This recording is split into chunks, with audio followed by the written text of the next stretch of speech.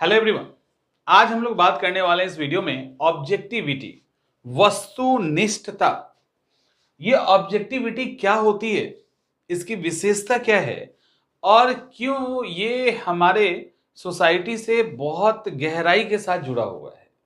और समस्या एक और है कि इसकी कमी क्यों है, इसकी कमी से क्या क्या समस्याएं उत्पन्न हो रही है, ये भी हम देखेंगे। और अभी बिहार के मजदूरों को तमिलनाडु से मारकर भगाया जाना, या अभी सैनिक और पुलिस के बीच में जो झड़प हुई है, ऐसे कई एग्जाम्पल्स हमारे लाइफ में हैं जिसमें कहीं ना कहीं लैक ऑफ ऑब्जेक्टिविटी दिखती है। ये यूपीएससी का एक कोर टॉपिक है। और एक सिविल सर्वेंट में, वो सिविल सर्वेंट यूपीएससी के थ्रू बने या पीसीएस के थ्रू बने, उनके अंदर ऑब्जेक्टिविटी एक खास गुण के रूप में रिक्वायर्ड है। यानी उसकी हम उम्मीद करते हैं कि एटलीस्ट ऑब्जेक्टिविटी होगी। होता क्या है, ये ऑब्जेक्टिविटी के पहले हम लोग आते हैं, यहां दो टर्म है, एक है वस्तुनिष्ठ, एक है व्यक्तिनिष्ठ। एक को कहते हैं ऑब्जेक्टिविटी और एक को कहते हैं सब्जेक्टिविटी। जैसे मान लो कि ये कोई गोल गेंद है और इसका कलर व्हाइट है। ये गोल गेंद है और इसका कलर व्हाइट है।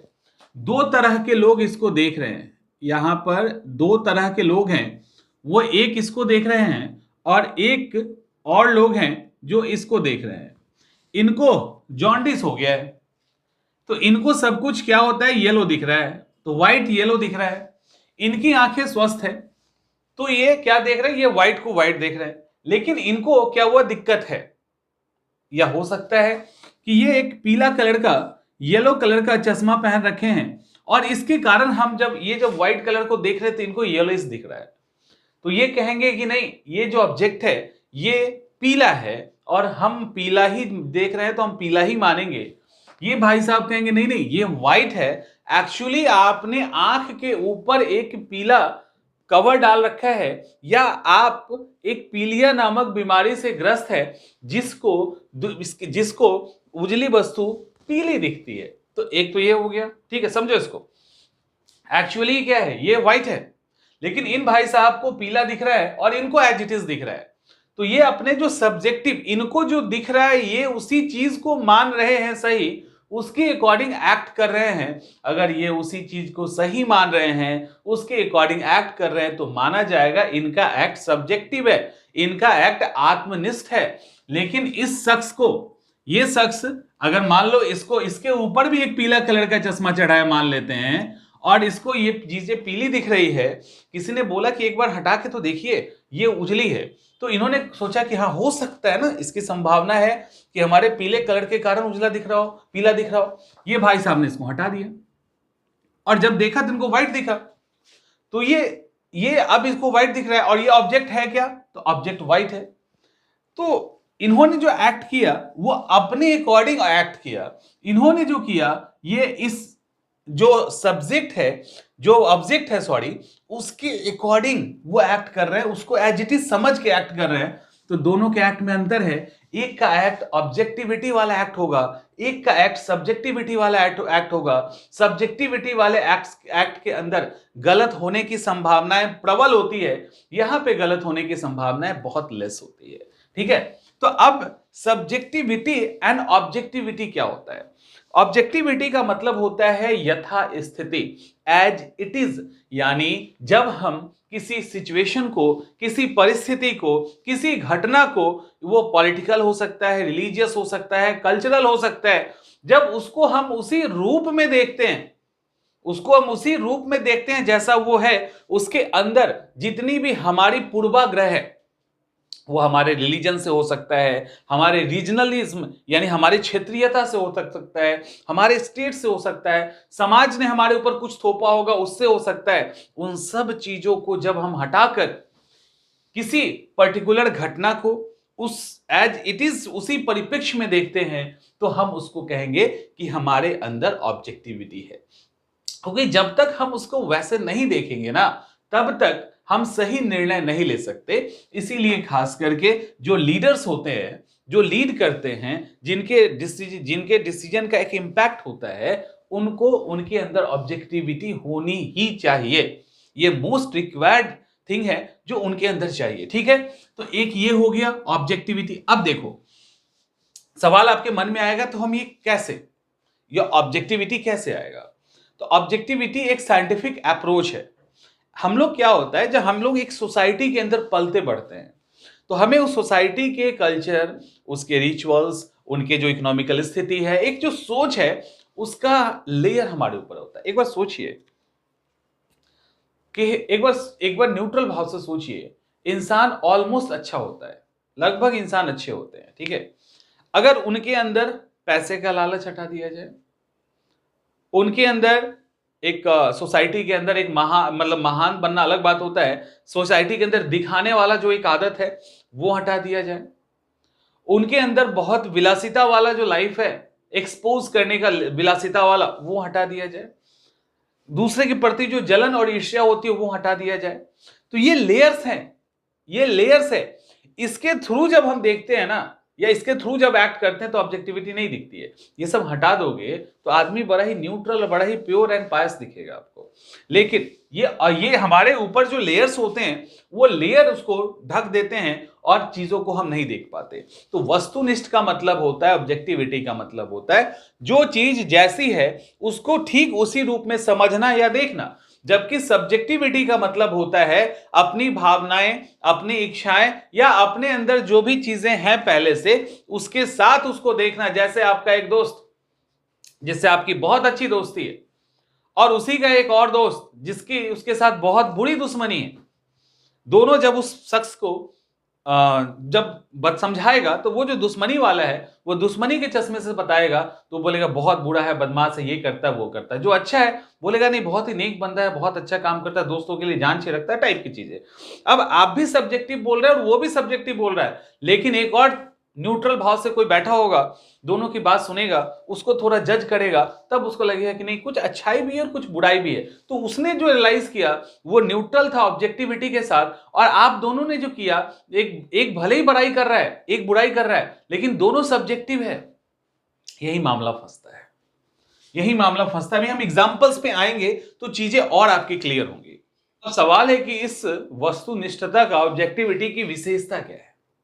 इसकी सबसे बड़ी विशेषता है कि आपको, आपके ऊपर जो भी चीजें थोपी हुई है उसको वो हटा देता है, आपके दृष्टि को प्योर करता है, और किसी भी वस्तु को देखने के लिए एक निर्दोष दृष्टि, निर्दोष दृष्टि का मतलब होता है वैसा विजन, वैसा व्यू जो किसी भी चीज से जिस पर इंपैक्ट नहीं पड़ता है।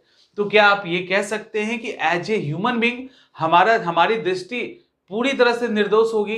इसका जवाब है नहीं, ऐसा नहीं हो सकता। लेकिन हमें कोशिश करनी है अधिक से अधिक अपने आप को बाहरी चीजों से मुक्त करके एकदम जो होता है ना प्योर विजन, वो डेवलप करने का। तो वो ऑब्जेक्टिविटी ही आपको प्रदान कर सकती है। ऑब्जेक्टिविटी मींस नहीं है बल्कि एंड है, साध्य है। यानी ऑब्जेक्टिविटी आपको प्राप्त करना है, उसको प्राप्त करने के कई तरीके होते हैं, ये इसके फीचर्स हैं। ऑब्जेक्टिविटी एक दिन में नहीं आता।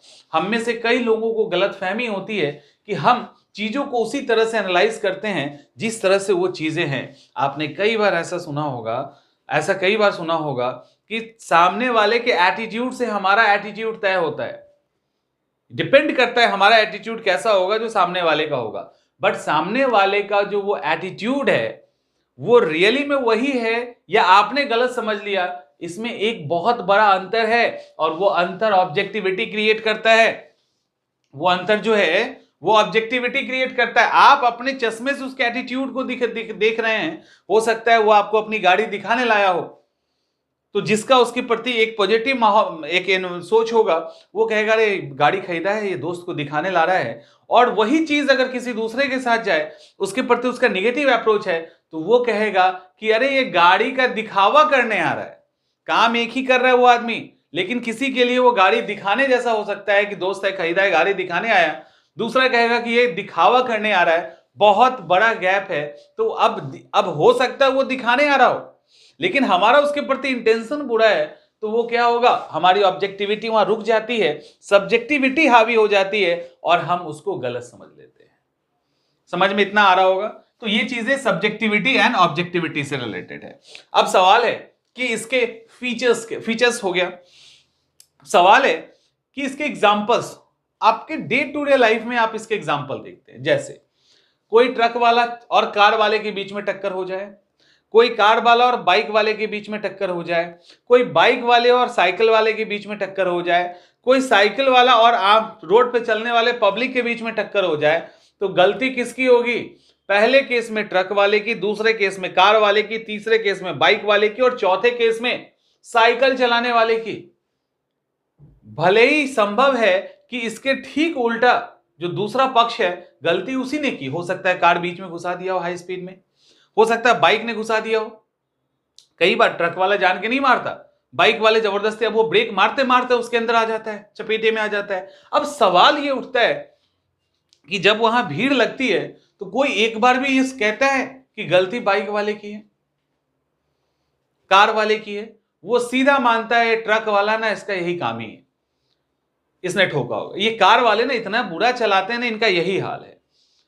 ठीक है, तो हम सीधे ब्लेम कर देते हैं। क्यों? क्योंकि हम उस पूर्वाग्रह से ग्रसित हैं और उस पूर्वाग्रह के पीछे में कई सारे कारण हैं, कई सारे कारण हैं। ठीक है, तो उस पूर्वाग्रह से ग्रसित होने के कारण हम सीधा बोलते हैं कि नहीं, इस कार वाले ने ठोका है, बाइक वाले की कोई गलती, कार वाले लोग होते ही इतना रफ चलाते हैं, ये फलाना दिमागा। और एक छोटा एग्जांपल देते हैं, काफी सिंपल। आपने कभी ऑटो में ट्रेवल किया होगा, कभी आप कार से भी जा रहे होंगे, कभी बस से जा रहे होंगे, ठीक है, कभी पैदल भी जा रहे होंगे। तो बस वाला जब चलाएगा तो वो बोलेगा ना, ये ना कार वाले और ऑटो वाला ना जाम कर देता है। ऑटो वाला बोलेगा ना, ये बस वाला जाम कर देता है, या बाइक वाला जाम कर देता है। बाइक वाला बोलेगा ऑटो वाले को कुछ नहीं, आगे वाला खाली उसका व्हील घुस जाए वो जगह जाम कर देता है। वो भी ऑब्जेक्टिविटी नहीं होने का एग्जांपल है कि रियली में जाम कौन कर रहा है नहीं पता, हमने पूर्वाग्रह कर लिया कि हमसे जो छोटी गाड़ी है वो जाम कर रहा है, हमसे जो तेज निकल रहा है वो जाम कर रहा है। तो ये भी ऑब्जेक्टिविटी है। आज के डेट में सेना और पुलिस के बीच में लड़ाई हुई, मैटर क्या है अभी हमारे पास एग्जैक्ट नहीं है। पुलिस अपना पक्ष रख रही है, सेना का जो जवान है अपना पक्ष रख रहा है। हमारे यहाँ अभी क्या हुआ? अभी हमारे यहाँ सेना के फेवर में लोग धरने प्रदर्शन पे बैठ गए और ये सब पुलिस ने दौड़ा के पीटा। इसके अंदर कुछ गलतियां भी है, कुछ चीजें पता नहीं है, लेकिन चूंकि एक तरफ सेना का जवान है जो देश का सुरक्षा करता है और एक तरफ पुलिस है जो देश के अंदर की सुरक्षा करती है, दोनों के बीच मामला फंस गया। अब यहां ऑब्जेक्टिविटी खत्म हो गई।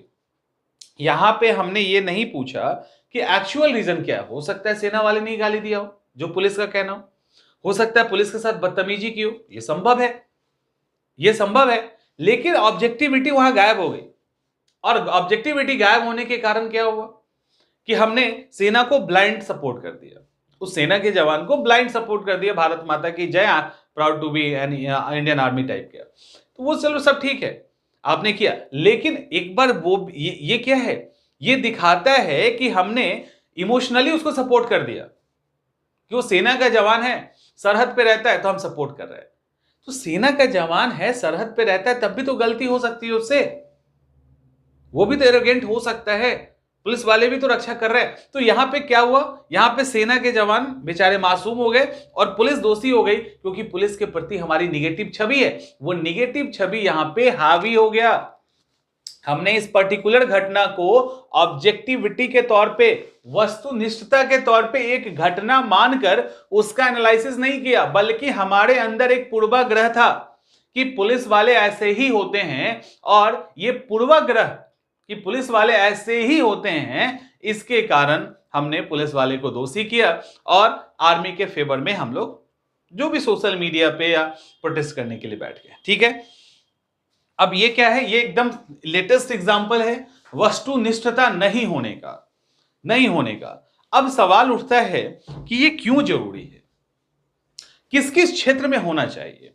तो वस्तुनिष्ठता का ऐसा कोई भी क्षेत्र नहीं है, यानी सोशल आपका होना चाहिए, रिलीजियस होना चाहिए, पॉलिटिकल होना चाहिए, ठीक है, कल्चरल होना चाहिए, मतलब ऐसा कोई भी क्षेत्र नहीं है जहां ऑब्जेक्टिविटी एक क्वालिटी है, वो जिस क्षेत्र में रहेगा वहीं पे आपके अंदर जो आपकी जो विजन है ना उसको क्लियर, क्रिस्टल क्लियर रखेगा, उसको बाइस नहीं होने देगा, उसको मतलब क्या कहते हैं वो बाइसनेस का मतलब ये होता है कि उसको किसी दूसरे के तरफ झुकने नहीं देगा जो नहीं झुकना चाहिए, और बैलेंस बना के रखता है। तो वो सोशल के अंदर भी हो सकता है, समाज के अंदर अलग अलग धर्म के बीच में, अलग अलग कास्ट के बीच में हमारे अंदर पहले से ही दुराग्रह होता है, या सोसाइटी के अलग अलग क्लास, ढोल गवार शूद्र पशुनारी टाइप की चीजें, तो वो होती है। पूर्वाग्रह है ना, वो पूर्वाग्रह है कि महिलाएं घर का काम ही करेंगी क्योंकि करती आ रही हैं तो उनको करना ही चाहिए, दैट इज पूर्वाग्रह। दूसरा, रिलीजन। रिलीजन में किसी भी दूसरे धर्म के प्रति हमारे अंदर अच्छी या बुरी बातें, दोनों ही, ऐसा नहीं है कि पूर्वाग्रह से बुराई क्यों होती है, वस्तुनिष्ठता वो अच्छी बातों की भी हो सकती है। पहले से हमने अच्छा ही सोच रखा है और कुछ गलत हो रहा है उसको भी हम मान लेते हैं। लाइक सती कस्टम पहले होता था, ईसाई धर्म में पाप मुक्ति पत्र बेचा जाता था। तो रिलीजन के अंदर भी कई सारे ऐसे बैड कस्टम्स हैं, अच्छे हैं, उसके प्रति भी एक ऑब्जेक्टिविटी होनी चाहिए। दूसरे रिलीजन के किसी भी एक्ट को हम ऑब्जेक्टिविटी के तर्ज पे उसको देखें कि वो सही है कि गलत है, पर्टिकुलर उस घटना का एनालिसिस करें, ना कि उसके आगे पीछे के कई सारी चीजों को लेकर कि उसने उस समय गलत किया था तो अभी करेगा, ऐसा नहीं है। अभी गलत हुआ है कि नहीं इसको देखना है, इस घटना में गलती हुई कि नहीं देखना है, ये ऑब्जेक्टिविटी होती है। पॉलिटिकल कई सारी चीजें हैं। आज के डेट में बिहार के लोगों को मार के भगाया जा रहा है तमिलनाडु से, क्योंकि बिहार के लोगों के प्रति देश के कई भागों में एक निगेटिव पूर्वाग्रह है, एक जो है ना नकारात्मक पूर्वाग्रह है, उससे ग्रसित होकर उसके ऊपर वो उन्होंने क्या किया, एलिगेशन लगा दिया। अब उनका क्या कहना है तमिलनाडु के मजदूरों का कि बिहारियों के कारण हमारी जो दैनिक सैलरी है नहीं बढ़ रही है, क्योंकि ये कम पैसे में भी काम वाम कर लेते हैं तो मजदूर की कोई किल्लत नहीं है, तो वो सैलरी नहीं बढ़ा रहे हैं। इसका एक दूसरा पक्ष है, लेकिन उसको उन्होंने नहीं देखा। उन्होंने क्या किया, अपने पूर्वाग्रह से कि बिहारियों के आने के कारण ही हमारी सैलरी नहीं बढ़ रही, या इनके कारण ही मजदूरों की कमी नहीं हो पाती, इस टाइप की चीजें। और इन्होंने क्या किया, ऑब्जेक्टिविटी का काम नहीं किया और अपने सारे प्रॉब्लम्स के ऊपर बिहारियों को थोप दिया। क्षेत्रवाद की घटनाएं इससे होती है, नक्सलवाद की घटनाएं होती है। तो ऑब्जेक्टिविटी की क्लियरिटी बहुत जरूरी है, वस्तुनिष्ठता बहुत जरूरी है। इसके बाद कल्चर, एक कल्चर से दूसरे कल्चर को एक्सेप्ट नहीं कर पाते हैं, कई बार हम महान है वो गलत है। तो ऐसी कई सारी चीजें हैं जहां पे ऑब्जेक्टिविटी जरूरी है। अब सवाल ये उठता है कि ये सबसे अधिक किसके लिए जरूरी है, किसमें ऑब्जेक्टिविटी होनी ही चाहिए। तो हमारे देश में हर एक के पास, हर एक में ऑब्जेक्टिविटी होनी चाहिए, हर एक में। लेकिन जो लीड कर रहा हो, जो एक महत्वपूर्ण पद पे हो, उसके अंदर यदि ऑब्जेक्टिविटी गई तो वो बहुत बड़ा नुकसान क्रिएट कर सकता है।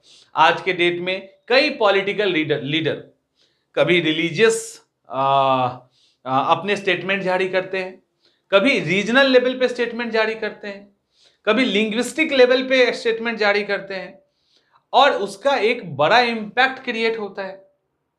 अगर एक आईएएस ऑफिसर किसी रिलीजन के प्रति निगेटिव इंपैक्ट रखे, किसी सोसाइटी के प्रति निगेटिव इंपैक्ट रखे, किसी कास्ट के प्रति एक निगेटिव इंपैक्ट रखे, तो उसको वो बुरी तरह प्रभावित कर सकता है। और उसके पास अगर वो चीजें आती है, उससे रिलेटेड कोई मुद्दा आता है, तो वो किसी पक्ष की तरफ नकारात्मक तरीके से झुक सकता है और उसको उसका नुकसान हो सकता है।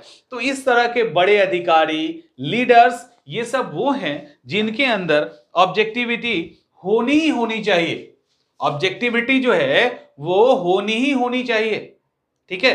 तो ऑब्जेक्टिविटी वैसे सब कुछ सबके लिए है, लेकिन ऑब्जेक्टिविटी टॉप के अधिकारी जिनका इंपैक्ट बहुत अधिक समाज पे पड़ता है, उनमें ऑब्जेक्टिविटी की डिमांड खास करके की जाती है। इसीलिए यूपीएससी के अंदर ऑब्जेक्टिविटी, वस्तुनिष्ठता एक मुद्दा है। आई थिंक इससे समझ में आपको आ गया होगा कि ऑब्जेक्टिविटी क्या है, क्यों जरूरी है, किस किस क्षेत्र में ये काम कर सकता है, और इसके फीचर्स भी, और किन में ये होना ही चाहिए। क्यों एक आईएएस एस्पिरेंट के अंदर ये उम्मीद की जाती है। अगर आईपीएस आप हैं, किसी दंगे को, मान लो दंगा भड़क गया, रोकने चले गए किसी पर्टिकुलर कास्ट के बीच में, अलग अलग कास्ट के बीच में, उसमें एक पर्टिकुलर कास्ट से आपको एलर्जी है, तो आप वहां पे गड़बड़ हो सकती है, गड़बड़ी की संभावना वहां पे हो सकता है। आप उसमें से ज्यादा अरेस्ट कर ले लोगों को, उनको किसी पर्टिकुलर केस में फंसा दें, ये संभावनाएं बनती है। तो इसीलिए हायर ऑथोरिटी को ऑब्जेक्टिविटी उसके अंदर होनी चाहिए। लेकिन दिक्कत क्या है, हायर जो ऑथोरिटी है वो भी हमारे सोसाइटी से बन के जाता है, कल आप ही बनेंगे। अगर आपके अंदर आज ऑब्जेक्टिविटी नहीं है तो फिर कल कैसे आएगा? तो ऑब्जेक्टिविटी को डेवलप किया जाता है। सवाल है कि ऑब्जेक्टिविटी को हम डेवलप कैसे करते हैं? ऑब्जेक्टिविटी को डेवलप करने के लिए हमें सबसे पहले साइंटिफिक अप्रोच, जिसको कहते हैं वैज्ञानिक मनोवृत्ति, ये दिया हुआ है ना मौलिक कर्तव्य में, उसको डेवलप करना होगा। जो चीजें जैसी है उसको उसी तरह से देखने की आदत डालनी होगी। हमें घटना विशेष का उसी घटना के संदर्भ में, माने उसके पॉजिटिव और निगेटिव एस्पेक्ट को उसी पर्टिकुलर घटना तक सीमित करके देखना पड़ेगा। हम उसको अलग अलग बहुत चीजों से रिलेट करेंगे तो फिर वहां पे एक पर्दा, एक दायरा तैयार होने लगेगा। तो घटना विशेष, व्यक्ति विशेष को उसी पर्टिकुलर एस्पेक्ट में देखना, तो ये सब धीरे धीरे करके ऑब्जेक्टिविटी की तरफ लेके आपको जाती है, तो आप घटनाओं को समझने लगते हैं। तो इसके लिए सबसे पहले एक ब्रॉड माइंड और साइंटिफिक अप्रोच की जरूरत होती है। तो ये है आपके यूपीएससी का टॉपिक, जिसको कहते हैं ऑब्जेक्टिविटी, वस्तुनिष्ठता। और क्यों जरूरी है अभी की घटना से भी आप समझ गए होंगे, और जो प्रैक्टिकल एग्जांपल मैंने बताया वो भी आपके काफी काम किया। तो मिलते हैं अगले वीडियो में।